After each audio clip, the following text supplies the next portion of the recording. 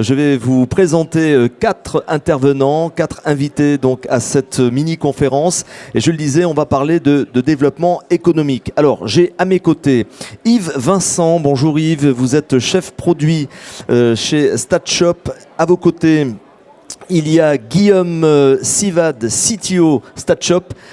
Nous ont rejoint ici pour cette conférence Ahmed Oulad Amara ainsi que Mohamed Demin, Data Scientist.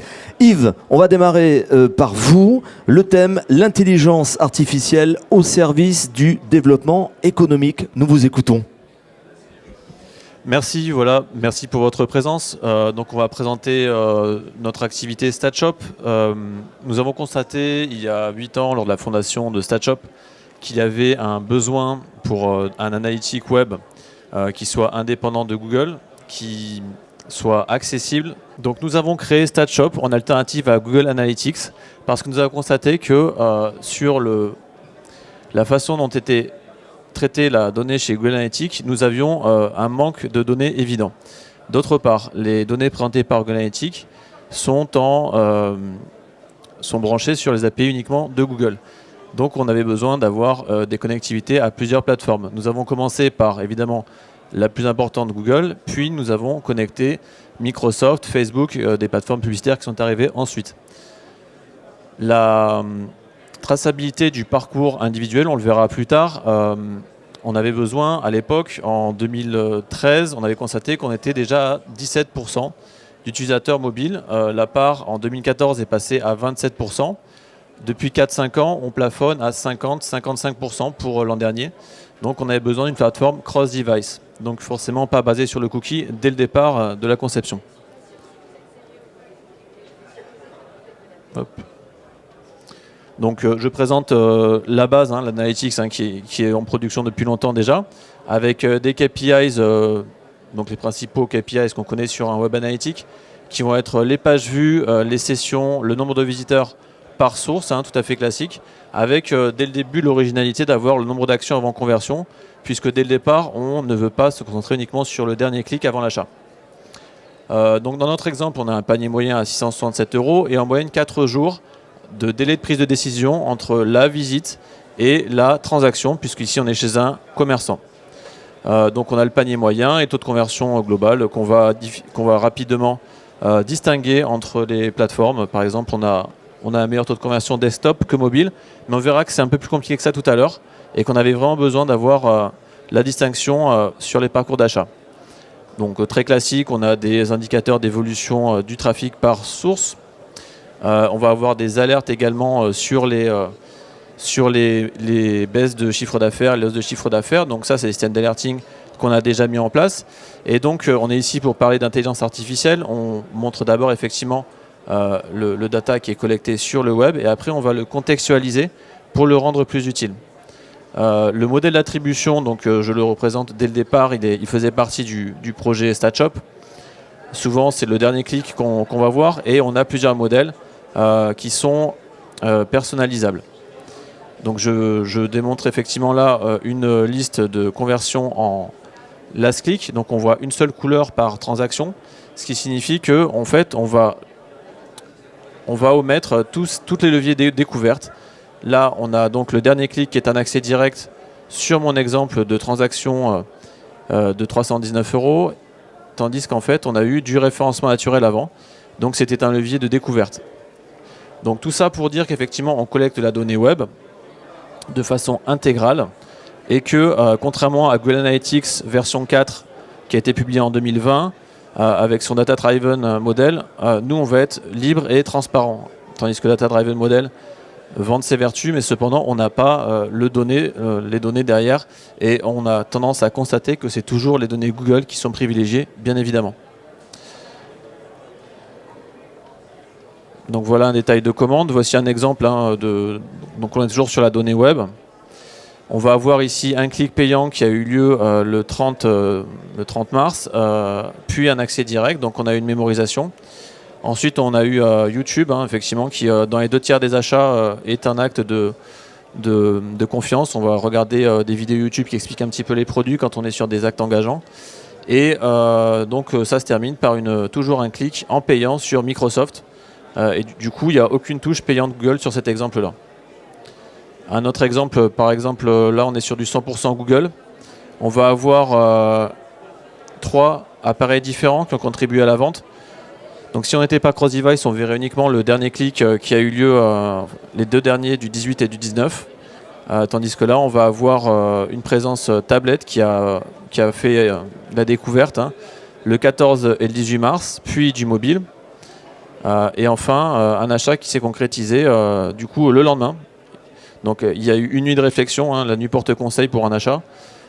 Le dernier clic payant 19h28, puis on revient sur le site à 7h02. Donc là, on est sur un comportement d'achat typique. Je vais laisser la parole à Guillaume pour la première partie veille concurrentielle, la partie environnement concurrentiel. Donc c'est le brand checker. Oui, bonjour à tous. Merci Yves pour cette introduction. Donc effectivement, on vous a présenté dans un premier temps l'analytics StatShop qui a maintenant quand même plusieurs années. Et en fait, nous nous sommes retrouvés à un moment un peu charnière pour notre entreprise qui était d'apporter plus à nos clients et utilisateurs de StatShop et notamment un moteur de recommandation pour des actions diverses, par exemple sur les GAFA, donc pour les réseaux Google Ads, Facebook, voilà. Donc les clients étaient vraiment dans un réel besoin et nous, depuis des années, du coup, nous collections de la donnée. Mis à part la restituer de la sorte aux clients au travers d'un analytics, on n'en faisait pas forcément quelque chose de très utile. Là où certaines personnes sont en difficulté pour obtenir la donnée, nous l'avions déjà. Donc on s'est dit, on va essayer d'en faire quelque chose. Donc ça remonte déjà à quelques temps.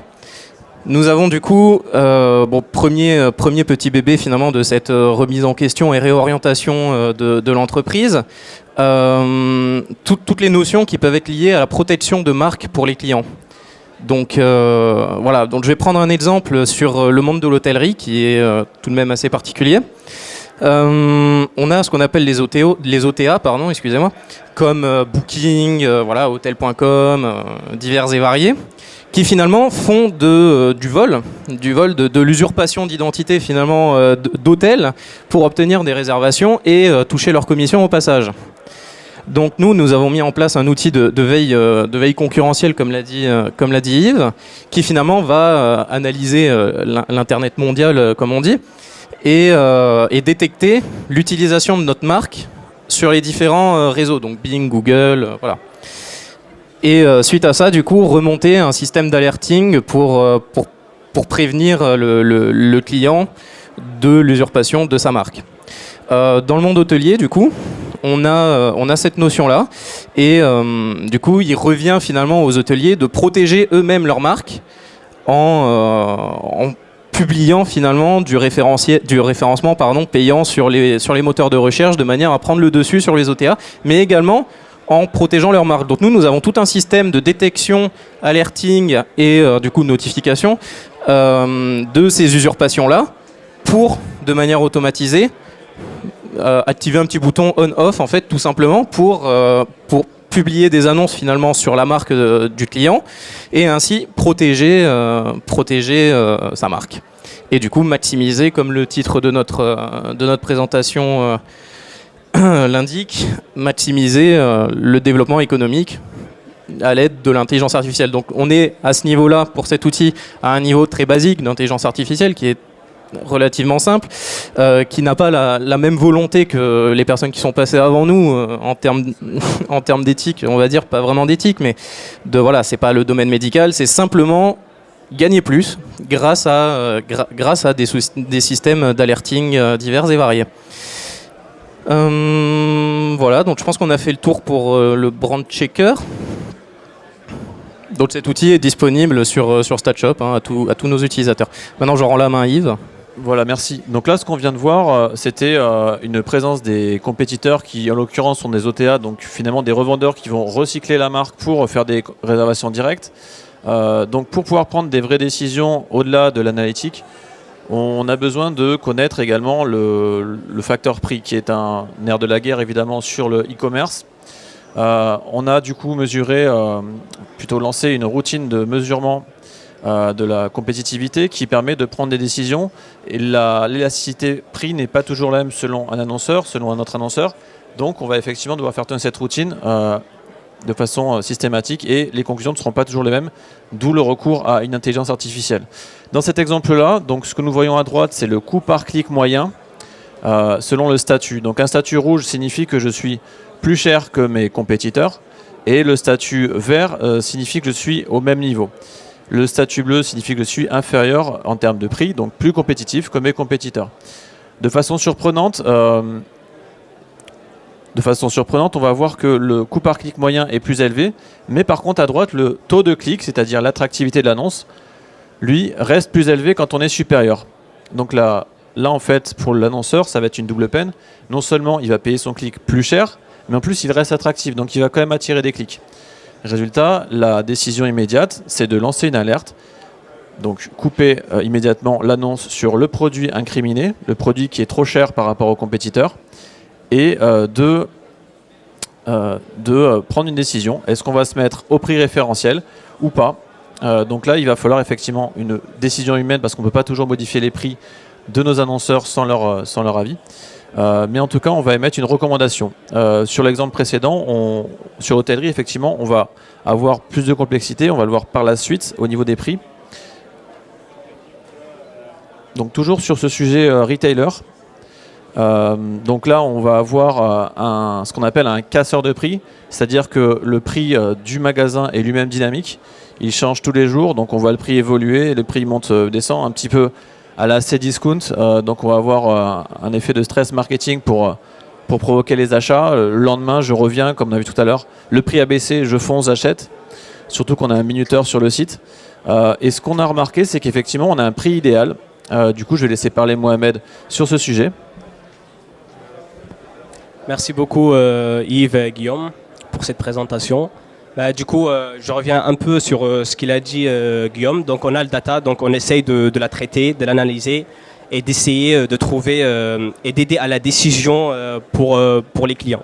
Donc là, on a le client qui a son prix, qui change son prix toujours tout le temps si on regarde la période de 2019 jusqu'au 2020 et jusqu'à la période du Covid, il a mis son prix à haut à cause de la période Covid. Et si on regarde juste le graphe qui est juste en bas, on voit son chiffre d'affaires par rapport à son prix unitaire. Donc les boules, si on voit entre 500 et 1000 euros, on voit que ces produits, entre 500 et 1000 euros, ils gagnent beaucoup plus s'il augmente vraiment le prix. Jusqu'au 1500, c'est pas vraiment rentable, quoi. Donc pareil aussi pour en dessous de 500, c'est pas rentable. Donc vraiment, c'est entre 500 et 1000. Et si on regarde les ROI, c'est un terme marketing, ça veut dire que c'est le retour sur investissement. Donc c'est le ROI par le prix unitaire. Donc on regarde aussi, c'est 600, c'est vraiment, et entre 600 et 1000, c'est les deux pics, mais vraiment c'est 600, c'est le prix unitaire optimal. Donc notre travail, c'est quoi? C'est aider les clients à vraiment avoir son prix optimal pour ses produits, quoi. Merci Mohamed. Donc effectivement là on va faire appel à une IA parce que le problème sur un annonceur c'est qu'il va avoir des dizaines ou des centaines voire des milliers de produits. Donc les décisions sont trop difficiles à prendre pour un être humain.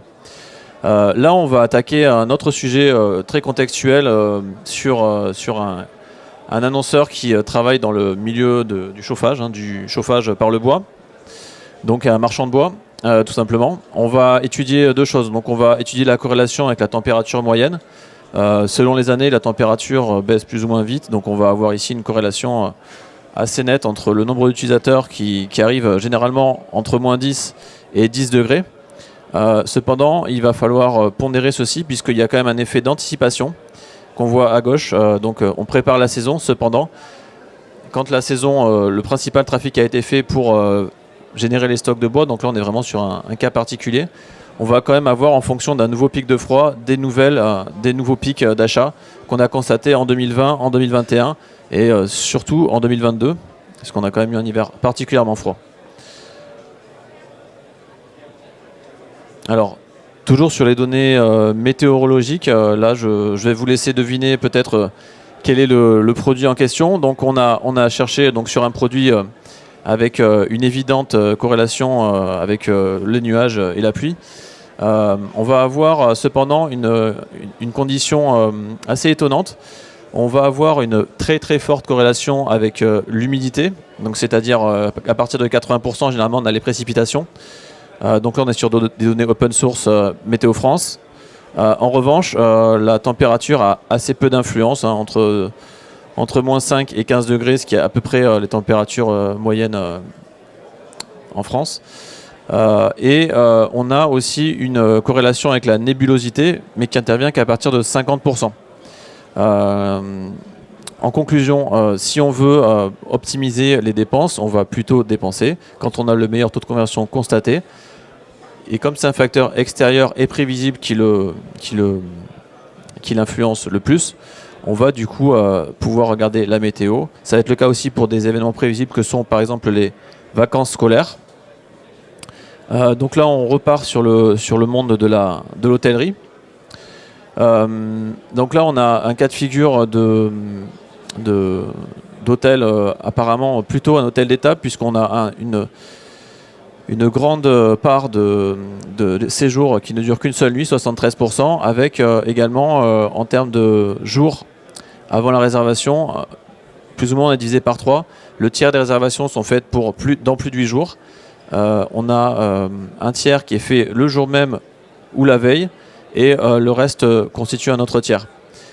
Donc ça en fait on va le corréler aux vacances scolaires et aux positions géographiques des villes de départ. Ce qui va nous permettre du coup de couper ou de recommencer des campagnes pour des hôtels.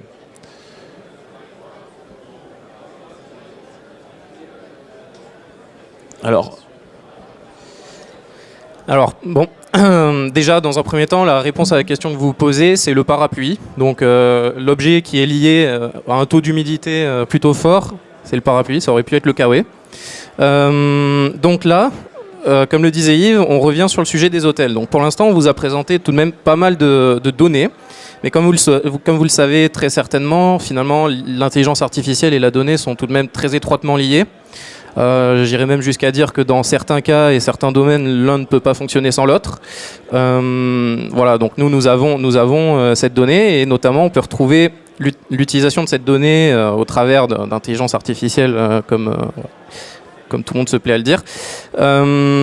C'est notre outil qui s'appelle la Price Intelligence. Donc la Price Intelligence permet aux hôteliers de leur indiquer si leur prix, passé, présent et futur, est cohérent par rapport aux différents OTA. Donc comme je le disais, Booking, Hotel.com, voilà. Donc ça va leur permettre, évidemment, pour un hôtelier, son intérêt pour obtenir des réservations directes et du coup pallier un peu, comme je le disais précédemment, l'usurpation de marque qui est faite par les OTA, et tout simplement de proposer des prix moins élevés. Voilà, bon, c'est toujours difficile de concurrencer des gros groupes internationaux, mais cependant, même les petits hôteliers régionaux y arrivent en s'assurant d'avoir du coup sur leur site des prix moins importants, moins élevés que ce que peut proposer Booking. Et donc ça peut passer par des offres promotionnelles spécifiques à leur site de réservation directe. Donc cet outil va leur permettre de savoir pour des trajets, c'est pas vraiment des trajets, mais c'est pour des séjours, des séjours de 1 nuit, 2 nuits jusqu'à 3 nuits, d'être au courant et informé si la tendance de leur prix va à une concurrence cohérente par rapport aux OTA. Donc là on voit, cet hôtel c'est un très bon exemple, puisque effectivement il est sur tous les séjours inférieur, et même bien trop inférieur, hein. Si je devais donner des recommandations à cet hôtelier, ça serait même de monter un petit peu ses prix pour les courts séjours, parce qu'on voit qu'il est nettement inférieur à ce qui est proposé sur Booking et les autres OTA. Voilà, que dire de plus sur cet outil, évidemment. Donc là vous voyez, c'est le mois d'avril en cours qui est présenté, avril 2022, donc vous voyez également qu'il y a de la prédiction qui est faite sur le prix et les tarifs des chambres en fonction des séjours. Donc ça c'est basé sur de l'alimentation par des données externes et la donnée déjà présente que nous avons collectée durant les années de vie de notre analytique. À savoir aussi, on a oublié d'en parler Yves, mais StatShop a obtenu du coup une exemption de consentement auprès de la CNIL. Donc ça a été un travail de longue haleine qui a duré à peu près 8 mois en échange constant avec les services de la CNIL dédiés à cette exemption de consentement. Et donc on a fini en apportant quelques modifications pour être cohérent avec ce que préconise la CNIL à obtenir cette exemption de consentement. Cette exemption de consentement nous permet finalement de tracer ce qui se passe sur un site sans attendre l'autorisation du visiteur. Donc vous le savez, vous l'avez tous déjà vu, un petit bandeau, acceptez-vous d'être suivi. Voilà. Nous, notre tag de suivi peut se déclencher directement. Bon, au delta bien sûr de certaines données qui, pour être cohérent avec la CNIL, ne sont autorisées que avec le consentement, on peut tout de même récupérer une base assez solide de données sans ce consentement, qui nous permet toujours d'alimenter plus. Et donc on est vraiment dans une logique, comme on l'a déjà été auparavant, hein, mais on essaie de pousser encore un peu plus sur ça, une logique d'apporter tout un système de recommandation et d'automation aux clients, utilisateurs de StatShop. Merci Guillaume. Donc pour synthétiser un petit peu, on va avoir un gros levier de recommandation. Ça va surtout être les leviers payants, c'est ceux sur lesquels on a le plus de contrôle et sur lesquels la vitesse d'action est la plus rapide. Bien sûr, c'est pas les seuls, hein. On va donner des conseils, on va pouvoir mesurer l'impact du newsletter et éventuellement des réseaux sociaux. Là, donc, on est sur un échantillon de 20 clients StatShop qui utilisent StatShop et qui utilisent également les publicités payantes. Donc on va avoir des taux qui vont varier. Il y a deux choses à conclure sur ça. Donc on va avoir par exemple le troisième qui fait 5,1 millions d'euros au total, dont 4 millions d'euros sur les leviers payants, ce qui nous fait 78%, donc les pointillés orange de leviers payants. Donc l'avantage pour lui, c'est qu'il est ultra dépendant de StatShop, puisqu'il va être obligé d'optimiser ses campagnes pour ne pas se faire concurrencer. Maintenant, on va avoir aussi une opportunité, c'est que ceux qui ne font pas du tout de pub, par contre, auraient peut-être intérêt, le 10,7 millions ou le 3,2 millions, à démarrer des campagnes, mais seulement quand l'outil les juge le plus opportun, puisqu'on a déjà les données de taux de conversion selon la météo, selon les vacances scolaires et d'autres critères qu'on n'a peut-être pas cités ici, hein, le positionnement prix en fait partie. Voilà, donc ça c'est une vision de vraiment différentes typologies de clients, certains très dépendants, d'autres pas. Je pense qu'on on a fait le tour, hein, on a terminé le tour. Est-ce qu'on ajoute quelque chose ? Justement, oui, je vais peut-être rajouter pour ça. Donc, comme le disait Yves, cet exemple est très parlant parce que on a choisi ce dataset de clients, donc qui sont parmi nos quelques clients qui utilisent l'analytique StatShop, pour vous montrer des grands écarts et des grandes diversités. Donc, en barre bleue, on voit le chiffre d'affaires qui est apporté par du référencement naturel, donc par des leviers non payants, comme on peut les appeler. Et en bleu clair, c'est tout ce qui est apporté par de la publicité, Google, Facebook, voilà. Et donc la barre orange représente le pourcentage de cette barre bleue claire par rapport à la barre bleue foncée. Par rapport au total. Voilà, exactement. Donc, et on se rend compte très rapidement finalement que la bonne solution n'est pas dans les extrêmes, soit un chiffre d'affaires uniquement généré par du référencement naturel, parce que peut-être que notre ami ici présent aurait multiplié par 10 son chiffre d'affaires s'il avait fait un petit peu plus de référencement payant, et non plus plus de 70% du chiffre d'affaires généré par du référencement payant n'est pas non plus la bonne solution, parce qu'on se retrouve finalement avec des clients qui sont complètement étouffés et dépendants des GAFA. Et voilà, donc nous, on est dans cette logique-là, d'apporter des outils qui leur permettent de solutionner tous ces problèmes et de les aiguiller et de les guider de la meilleure manière possible pour maximiser leur chiffre d'affaires grâce à de l'analyse de data qu'on possède. Et voilà, donc traitement et arbre décisionnel basé sur cette donnée. Merci. Merci Guillaume. Voilà, merci pour votre présence. Merci beaucoup messieurs, on peut les applaudir très fort en tout cas. Voilà encore une autre mini-conférence très très intéressante. Merci pour toutes les indications que vous nous avez données. Voilà.